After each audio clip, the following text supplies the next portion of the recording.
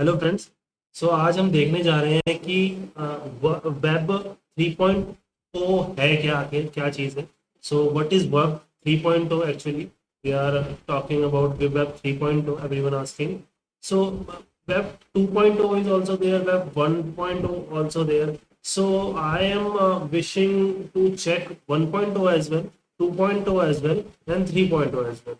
So let search on internet about a random search. I am looking for a random search, and let's see what happens. What will be the output over we can find on Google? We have 20 lakh 50 50 lakhs, almost 20 crore 50 lakhs of results we find over here. Okay, so we can find 20 crore 50 lakh results in 0.55 seconds. We able to find. So this is what we find. Web 1.0 is read only web. Web 2.0 is participative social web. Web 3.0 is the read, write, execute web. So now we have in 3.0 full access, full power to execute, to write logics and implementation. This is our product. This is our product. So in Web 3.0, we can understand what is Web 3.0 is. So we like differentiate Web 1.0, what we did in 1.0. So we did only we can capture the data from the internet. Server saved some of the data. What happened, what when Google started, so what Google did in 1.0, as I can understand, because I was not the part of that particular era, but I can understand that in web 1.0 is read only web, where Google stored some data, started to store some data on their cloud, on their machines, and provided a web page, provided a search engine which will be able to read from web. Customers, what customers tried on the means what people find from the web search. So what they are trying, so they are trying to read the data, whatever we they stored on the server, so they only try to fetch those data. Now in web 2.0 is the participative social web. So now community started to put some to put some their thoughts as well, their data as well in the community, okay, on the servers. And participative is also means two-way channel is also provided in 2.0. Two-way channel provided means everyone can participate and everyone can fetch data. So this is the two-way channel. The web 1.0 is only one channel, only we follow one channel data. And as you can understand, web 2.0 is participative social web. And now in 3.0, read, write, execute web. So now we can read as well, we can write as well, we can execute web as well. So execute web is terminology added in web 3.0, as we can see. Web 2.0 also having participative social web. So this is read and write is also there available in web 2.0. Now we have execute web as well. So we have some blockchain cryptocurrency concept by which we can add some values in this process. So we can find these application, so we can like contribute and execute some applications of web. So let discuss more. अभी क्या पे यहाँ पर लिखा हुआ है और क्या यहाँ पर हमको मिलने वाला है, देखते हैं कि अभी यहाँ पर लिखा हुआ है कि this web interaction and utilization stages moves user away from centralized platform like Facebook, Google, Twitter and towards decentralized nearly anonymous platforms. So ये लिखा हुआ है कि जो वेब इंटरेक्शंस है एंड यूटिलाइजेशन स्टेजेस हैं, moves user away from centralized platform. So तो जो ये वेब इंटरेक्शन और यूटिलाइजेशन स्टेजेस है, ये कस्टमर को या यूजर को दूर ले जाती है सेंट्रलाइज प्लेटफॉर्म से. सेंट्रलाइज प्लेटफॉर्म कौन कौन से है? सेंट्रलाइज प्लेटफॉर्म अभी अवेलेबल है Facebook, Google, Twitter and towards decentralized nearly anonymous platforms we have. So WhatsApp भी हमारे पास एंड्रॉइड डिवाइसेस के पास एक सेंट्रलाइज प्लेटफॉर्म है, ठीक है. अभी हम देखते हैं कि हम एक पहला सर्च करके देखते हैं। सो अभी एक सर्च लिखा हुआ है सिंपली लर्न पे, हम इसको खोल लेते हैं। एक सर्च है गीक्स फॉर गीक्स पे, तो अभी हम सर दो ही सर्च करके देखते हैं। एक naukri.com पे कुछ है इसके बारे में लिखा हुआ है, तो इस पे शायद थोड़ा सा लिखा होगा, फर्स्ट वर्जन लिखा हुआ है इस पे, ठीक है, only type of web content. तो अभी हम दो ही देखते हैं, मोस्टपीडिया पे भी है, आई आई एक्स हब पे भी लिखा हुआ है इसके बारे में, बाइज ने भी लिखा हुआ है इसके बारे में, मीडियम ने भी लिखा हुआ है, रिसर्च गेट ने भी लिखा हुआ है, डिफरेंस बिटवीन ने भी लिखा हुआ है इसके बारे में। अभी हम सिर्फ इतना देखते हैं कि हमें हमें जितना नॉलेज चाहिए हमें, हम उतना इस्तेमाल कर लेते हैं, ठीक है। तो हमें सिंपली लर्न पे हमने देखा कि सिंपली लर्न पे क्या लिखा हुआ है।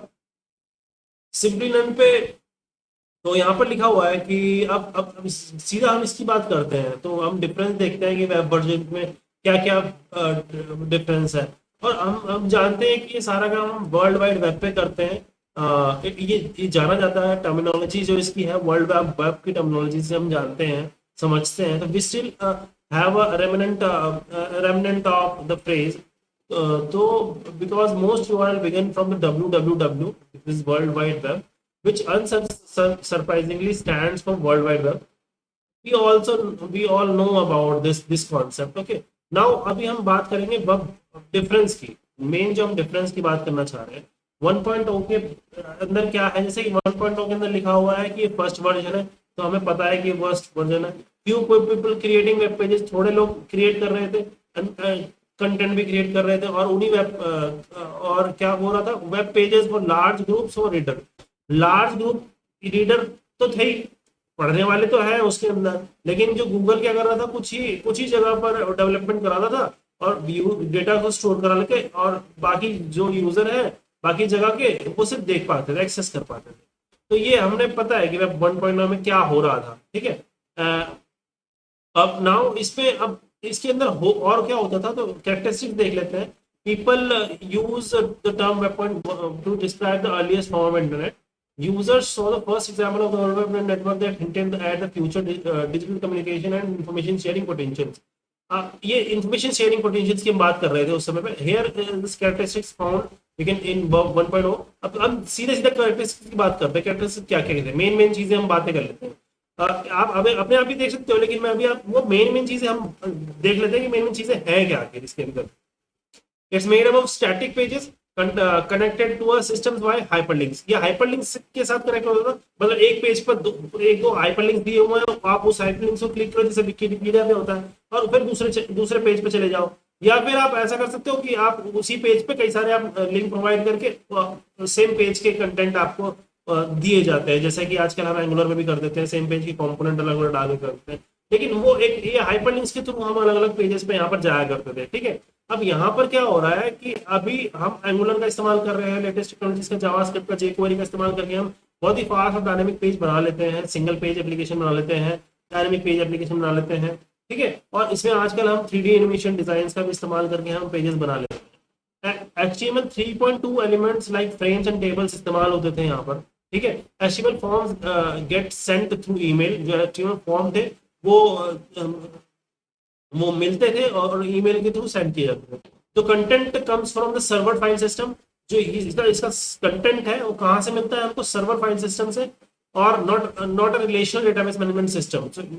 Database management system SQL server का इस्तेमाल नहीं होता, RDBMS उसका इस्तेमाल नहीं होता खासकर, ठीक है। It features GIF buttons and graphics. So mainly जो हम जो वहां पर बात करते हैं, तो हमारे पास एक जिफ बटन थे और ग्राफिक्स थे। तो जिफ बटन पता है आपको कि ग्राफिक्स के लिए इस्तेमाल होता है जिफ, ठीक है, एक ये एक्सटेंशन है जिफ के लिए। तो इसको कह सकते हैं ग्राफिक्स एक्सटेंशन को अगर हम देखें तो जिफ की बनती है, ये है ग्राफिक्स इंटरचेंज फॉर्मेट, ये हमको पता है, ठीक है, इतना हमको पता है, कभी कभी भूल जाते हैं, तो उसके लिए माफी चाहता हूँ आपसे। तो इसके आगे देखते हैं कि हमारे पास take a real world dictionary, digitise everything in it and make it accessible to the people online to look at but not to be able to react to it. So boom, that's web 1.0. What is web 2.0? What is 2.0? Web 1.0 की तरह ही है, same उसमें जो हम read कर पा रहे थे, अब इसमें राइट भी करेंगे थोड़ा सा, ठीक है। तो हमने क्या किया है, हमने इंटरनेट बनाया है, एम्फसाइज यूजर जनरेटेड कंटेंट बनाए हैं, interactivity and improved compatibility with other systems end devices. Web 2.0 is all about the end user experiences. Consequently, this web form was responsible for creating communities, collaborations, dialogues, and social media.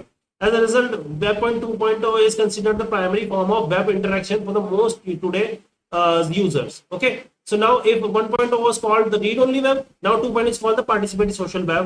Web 2.0 is the better, more enhanced version of its predecessor, incorporating web browsers technology such as JavaScript frameworks. Okay, now in this JavaScript framework का इस्तेमाल होने लगा था। Main characteristic क्या बात कर सकते हैं हम इसके अंदर, फ्री इंफॉर्मेशन स्टोरिंग है, allowing user to retrieve classify data collectively. हम सारा डेटा को रिट्रीव कर सकते हैं, क्लासिफाई कर सकते हैं अलग अलग और साथ में भी। ठीक है, तो इसके साथ हम कंटेन कर सकते हैं डायनेमिक कंटेंट, इसके अंदर बनाया गया जो रिस्पॉन्ड करता है यूजर के इनपुट को। It employees developed application program interface, API है इसके पास। ठीक है, इसके अंदर ठीक है एम्प्लॉय करता है, हम डेवलप्ड एपीआई इसमें कर सकते हैं use. It encourages self-users and allow forms of interaction like podcasting, social media, tagging, blogging. जिस समय पर ऑर्कुट यूज हुआ था, फेसबुक इस्तेमाल हो रहा था, सब ये वेब 2.1 के ही ओ के ही समय के एप्लीकेशंस हैं। Podcasting, social media, tagging, blogging, commenting, curating with RSS, social networking, web content voting, ये सब उसी के टाइप है जहां पर आपको थम्स अप देना होता है। So it's used by society at large and not limited to specific communities. अभी हम देख लेते हैं कि mobile internet and rise of social networks have contributed to a dynamic upturn in 2.0's growth. तो यहाँ पर मोबाइल का इस्तेमाल होने लगा 2007 में 6 में, वहां से हम एंड्रॉयड की तरफ आ गए थे। तो उसके आसपास, तो अगर हम एंड्रॉयड की बात करें तो मेनली अगर एंड्रॉयड की बात करें तो एंड्रॉयड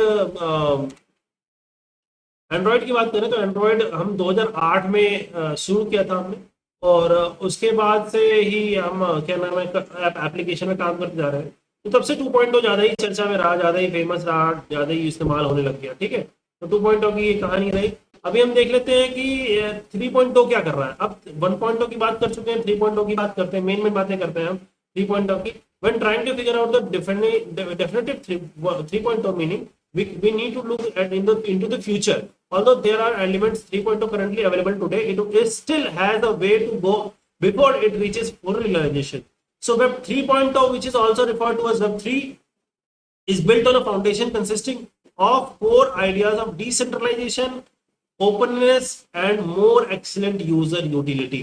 So decentralized application हम के ऊपर हम काम कर रहे हैं अभी भी। ठीक है, 3.0 के अंदर। सो इसके अंदर होता क्या है, क्या क्या कैरेक्टरिस्टिक्स है। अब इट्स अ सिमेंटिक वेब, एक सिमेंटिक वेब है where the web technology evolves into a tool that lets user create, share and connect content via search and analysis. It is based on comprehension of words instead of numbers and keywords. Now incorporates AI and machine learning. If concepts are combined with NLP also, the result of the is a computer that uses Web 3.0 is to become a smarter and more responsive to the user needs. यहाँ पर हम IoT की बात कर रहे हैं 3.0 के अंदर। ऑब्वियसली हम IoT के बिना 3.0 की बात कर नहीं सकते हैं। NLP की बात किया मैंने नहीं कर सकते, मशीन लर्निंग AI के बगैर हम नहीं कर सकते हैं वेब 3.0 की बात। ठीक है, सो it represents the connectivity of multiple devices and application through the Internet of Things.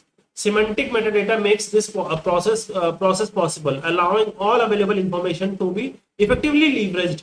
In addition, people can connect to the internet anytime, anywhere without needing a computer or smart devices. So these are our IoT applications. Also, we have the so what we can do with 3.0. Into 3.0, what we are doing in 3.0. So this it offers users to freedom to interact publicly or privately without having an intermediary exposed to risk, therefore offering people trustless data. Okay, we use 3D graphics. In fact, we already see some computer games, virtual tours, e-commerce. Okay, so we are doing e-commerce application, working with virtual tours. We are working on computer games mainly. So in 3D graphics, so it facilitates a participation without needing authorization of a governing body. It's permissionless. So it can be used like metaverse. We talk about metaverse तो a 3D rendered boundless virtual world we use for the metaverse. It is a metaverse. What is metaverse? A 3D rendered boundless and virtual world is an important topic. We because we are working with 3.0. We doing अभी मैंने बताया कि ना कि अभी मैंने बताया कि हम थ्री डी ग्राफिक्स का इस्तेमाल कर रहे हैं ना 3.0 के अंदर, और participation without needing authorization from governing body. हमें गवर्निंग बॉडी की ऑथराइजेशन की भी जरूरत नहीं होती है, क्योंकि परमिशन लेस है 3.0। ठीक है, अब मेटावर्स कर रहे हैं हम, क्यों इस्तेमाल कर रहे हैं 3.0, इसलिए इस्तेमाल कर रहे हैं ये मेटावर्स करने के लिए, यानी 3D rendered boundless virtual world बनाने के लिए हम यहाँ मेटावर्स का इस्तेमाल कर रहे हैं, 3.0 का इस्तेमाल कर रहे हैं। जैसा कि आप ऑनलाइन गेम्स में देख सकते हो, आप कई सारे गेम खेलते हो तो वहां पर आपको 3D गेम दिखती है, जो कि एक रियल वर्ल्ड वर्चुअल वर्ल्ड का एक इल्यूजन क्रिएट करके हमको देती है। ठीक है, ब्लॉकचेन गेम्स जैसा कि है हमारे पास, they allow users to have actual ownership of in game resources following the principles on NFT. So जो हम रियल लाइफ में कर रहे हैं वही चीज हम गेम में भी प्रोवाइड कर रहे हैं through blockchain. So privacy and digital infrastructures, this uses include zero knowledge proofs.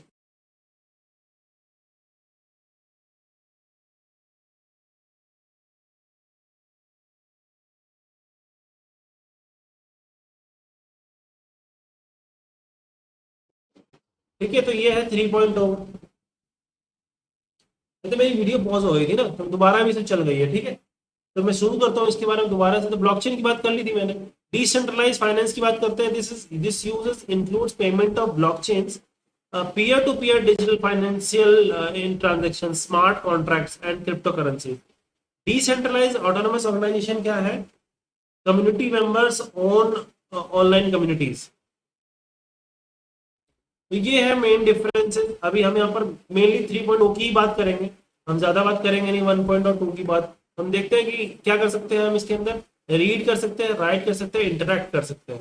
Consolidated content है, लिंक्ड डेटा वेब के साथ है, वेव्स एंड लाइव स्ट्रीम्स है, जहां पर पहले ब्लॉग्स की बात कर रहे थे, विकीज की बात कर रहे थे, डेटा स्पेसेस है, आरडीएफ है, आरडीएफएस है, ओडब्ल्यूएल है, यूजर इंगेजमेंट है, personal intelligent data assistant, ontologies, knowledge bases, semantic search functions, use behavior, focus on the individual, the semantic web, behavioral advertising, active 2006 ongoing।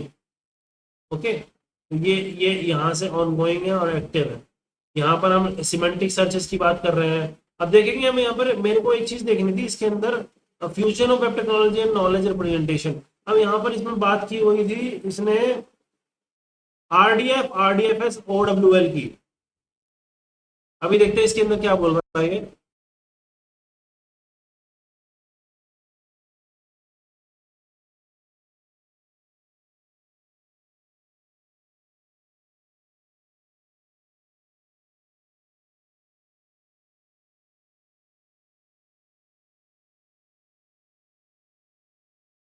एक वोकैबुलरी बिल्ट है इसके साथ, आरडी के साथ, आरडीएफएस के साथ, वोकैबुलरी के साथ, that provide new terms for creating more detailed description of resource. New term create करता है किसी भी रिसोर्स के डिटेल्ड डिस्क्रिप्शन के लिए। तो दिस इज वेब एंटोलॉजी लैंग्वेज। ये हम बात कर रहे हैं, हम यहाँ पर आरडीएफएस और सिमेंटिक्स की बात कर रहे हैं। ठीक है, ये डेटा मॉडलिंग लैंग्वेज है। बेसिकली हम ये याद रखेंगे ये डेटा मॉडलिंग लैंग्वेज। ठीक है, वेब ऑन्टोलॉजी लैंग्वेज है आरडीएफएस एंड ओडब्ल्यूएल। इसके अंदर क्या क्या दिया हुआ है हम ये भी देख लेते हैं यहाँ पर।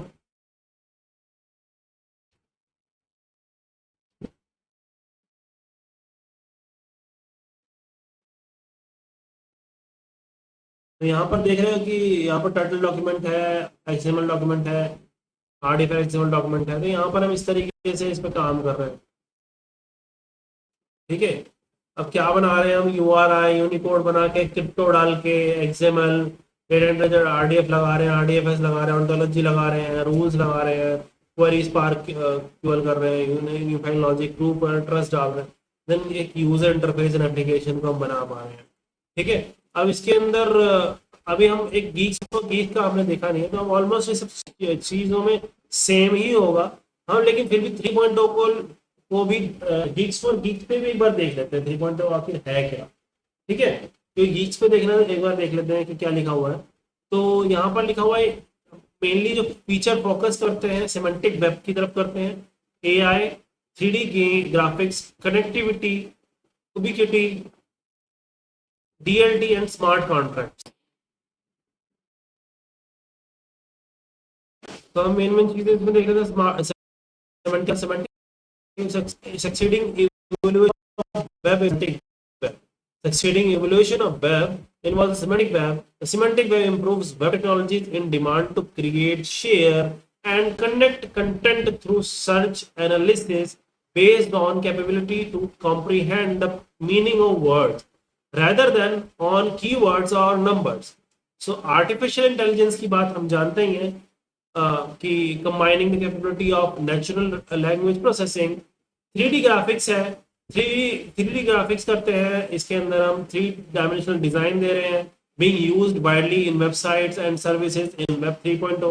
म्यूजियम गाइड्स दे रहे हैं, कंप्यूटर गेम्स दे रहे हैं, ई कॉमर्स, जियोस्पैशियल कंटेंट दे रहे हैं, 3D गेम ग्राफिक्स की बात हमने करी रखी है, कनेक्टिविटी दे रहे हैं, ubiquity दे रहे हैं, मल्टीपल एप्लीकेशंस के साथ कंटेंट एक्सेसिबल कर सकते हैं, every device is connected to web, services can be used everywhere, DLT and smart contracts क्या है, but we can have virtual impossible to hack database from which we can have value to their content and things they can own virtually. So this is the technology that enables the trustless society by the integration of smart contract, which does not need to have a middleman to be a guarantor to make that contract or occur on certain cause. It's based on data from the DLT. It's powerful tool that can make the world a far better place and generate more opportunities for everyone on the internet.